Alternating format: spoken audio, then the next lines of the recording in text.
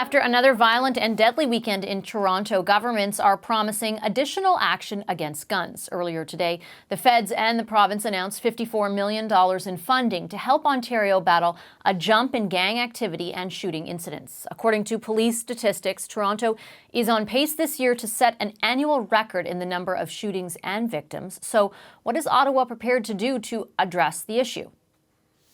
Bill Blair is the Minister of Border Security and Organized Crime Reduction. He joins us now from Mississauga. Hi, Minister Blair. Great to see you. Thanks for making time. Of course. Good afternoon, Vashi. I want to ask you, Minister, in a few moments about some of the particulars of what you announced, but I want to ask you clearly for the record and for our viewers, is your government still considering a handgun ban?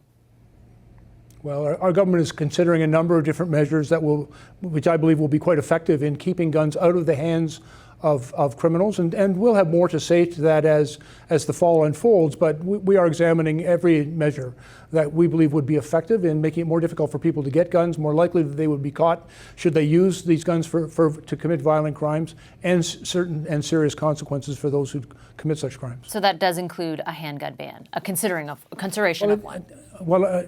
Well, and again, we'll provide greater particular about our plans in the coming weeks, but we are considering every measure that we believe will be effective in keeping people safe. When you say the coming weeks, do you mean the election, that you'll reveal where your party and where your government stands in the election campaign?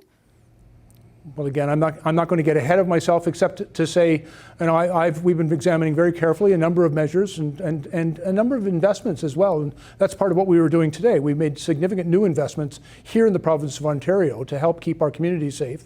And we are also looking at other measures that the government can take, which we believe will make it more difficult for criminals to gain access to firearms, and much greater likelihood that for those who do commit such crimes, that they will be caught and successfully prosecuted. Yeah, I'm not trying to insinuate that there's not many different aspects, I guess, to the solution, and I know your government has made a number of announcements, but the question of a handgun ban, is one that particularly was raised by Mayor Tory, and I'm just wondering why it will take even longer. I mean, I remember the last time I think we had you on the show was in April when the consultation that you did on this very subject was completed. You had the results in your hands. So why do we need to wait until the election to find out the full extent of what your government is prepared to do to combat this issue?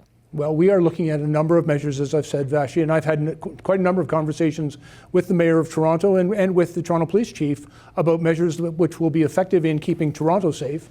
But we are also, in consultation with people right across the country. There are a number of very diverse perspectives, and we want to make sure that whatever measure the government undertakes will be actually effective in keeping people safe, reducing the incidence of gun violence, and making it far more difficult for criminals to gain access to firearms. That requires that we examine a number of measures, and we're continuing in that process and continuing those discussions. We are prepared to move forward in the coming weeks. How do you, evaluate what you think will be effective? What evidence will you be using in order to make your decision? I ask specifically because I've read a number of things over the past few years that talk about how difficult it is to ascertain exactly where the guns used in these crimes are coming from. Are they coming illegally from the United States? Are they illegally obtained right here in Canada? How, up to date is the data that you're going to be using to make this decision?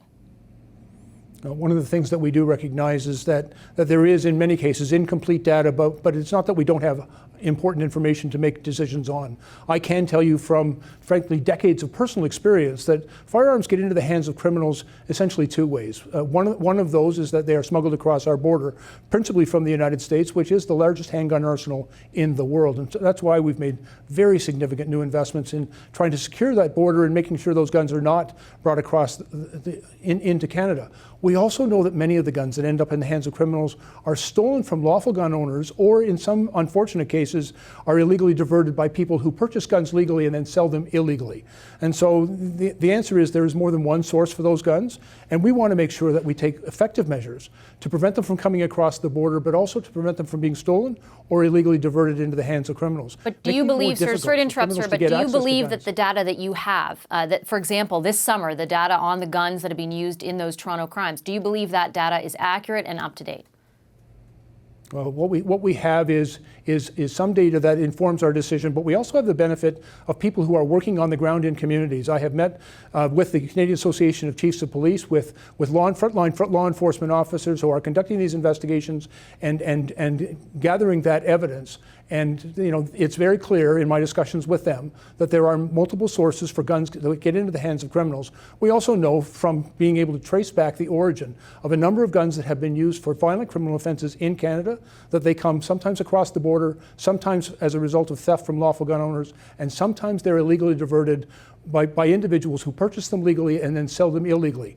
And so we have to take all the measures that will be effective in making it more difficult for those criminals to get those guns and to shut down that source of firearms into our community. But don't measures have to proportionally address sort of what that data shows you? I understand you're saying there's some from some pocket A, pocket B, pocket C, but if we had accurate data that said 80% is due to pocket A, would the solution then not, the best solution not be found through that, rather than just sort of incomplete data and anecdotal evidence? Well, and again, although the data is incomplete, there's a lot of good data, certainly a more than adequate sample for us to make informed decisions about the best measures forward.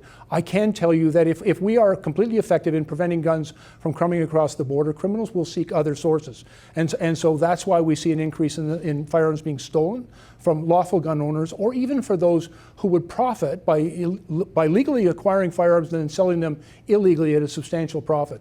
And so as long as there is a demand for those guns, unfortunately there will be those who are willing to commit the crimes to supply those guns.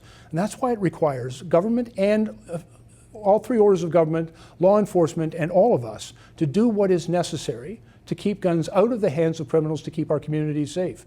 And by the way, it's not just simply interdicting the supply of guns. We also have a lot of work to do in our communities to reduce the demand for guns. And that's also why we're making investments in kids and communities to help young people make better choices and not get involved in violent gang activity in the first place.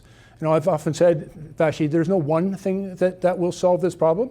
We have to do everything, and we have to do it well. And we are prepared to examine all the ways in which guns get into the hands of criminals and shut off those sources of firearms into the community.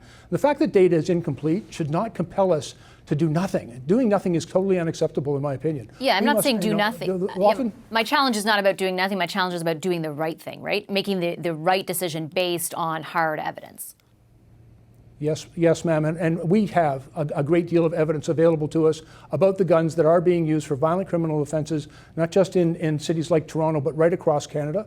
The police do trace the origin of those guns, and we know that they come principally from three sources. And so interdicting those supply of guns into the hands of criminals is important work that we are undertaking to do. We're investing in law enforcement's capacity and resources to conduct those investigations. We're making sure they have the right legislative tools, and where there is a vulnerability within the existing system, we're prepared to take the steps necessary to keep those guns out of our communities and to reduce violence through that effort. Before I let you go, can I ask you specifically about potential vulnerability? We did have your parliamentary secretary a few weeks ago, Marco Mendocino, on the show to talk about this subject as well. He said that he personally supports a targeted city handgun ban, and he said that that concept has a lot of advocates within your government. Are you one of them? I can tell you. I've looked at every measure, but I've also met with cities and towns, communities right across this country, and we know there is a lot of different perspectives and a lot of different approaches to keeping communities safe.